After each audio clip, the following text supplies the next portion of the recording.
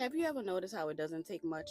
The smallest rumor, a swim in the lake, a fight at a park, a lie about a rape that never happened, a whistle, a glance.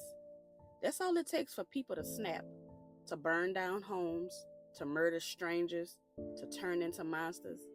And in Detroit, 1943, that's exactly what happened.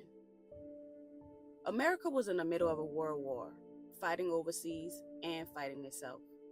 Detroit was known as the arsenal of democracy, cranking out tanks, planes, and weapons for the war effort. But on the inside, Detroit was ready to explode. Black folks were moving up from the South, looking for better jobs and a better life. But they found a city filled with racism, segregation, and hate. White folks didn't want to work beside them, didn't want them living in the same neighborhoods either. Then came the Sojourner Truth Housing Project. It was built for black defense workers, but the moment they tried to move in, white residents rioted. Fights broke out, shots were fired, and the government, they gave in. Black families were blocked from moving in for months. The message was clear: you can build the bombs, but don't get too comfortable. Then came June 20th, 1943. It all started at Belle Isle Park, a place already divided by race. A fight broke out between black and white teens. No one knows who threw the first punch, but it didn't matter, because then came the rumors. A white woman had been raped. A black woman had been murdered. Neither story was true, but when has the truth ever stopped a riot? By nightfall, Detroit was on fire.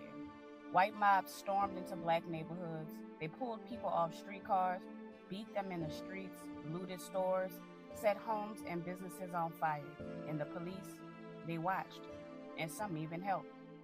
Meanwhile, on the other side of town, a little boy waited by the window for his daddy to come home from work. Dinner was getting cold. Mama kept checking the clock, but he never made it. Because somewhere in the chaos, he got caught by the mob, beaten, left in the streets, or maybe tossed into the river like so many others. Families didn't get a knock on the door. They got silence. Days later, maybe a name in the paper, maybe not. This wasn't just a riot, it was terror, and it had a body count.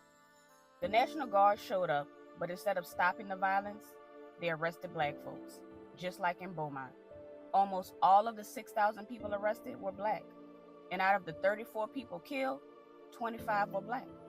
Most of them shot by the police. And while this was happening, black soldiers were overseas fighting for a country that couldn't even protect their families, wearing a uniform that didn't mean anything back home. That's why we had the Double V campaign, victory abroad and victory at home. Because what good is winning a war overseas if you're still losing one right here?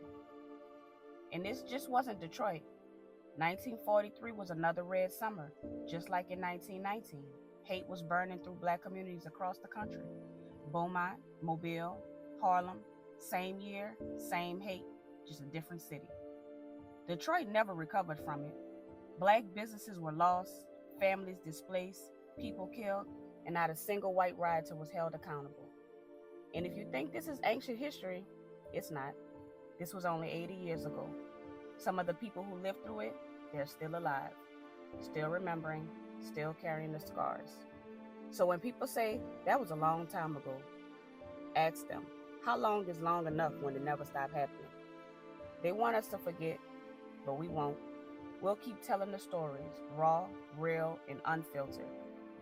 Every time you like, comment, and share, you help keep stories like these alive, because we're not done talking. Remember to subscribe for more stories that they won't put in your textbooks. Peace.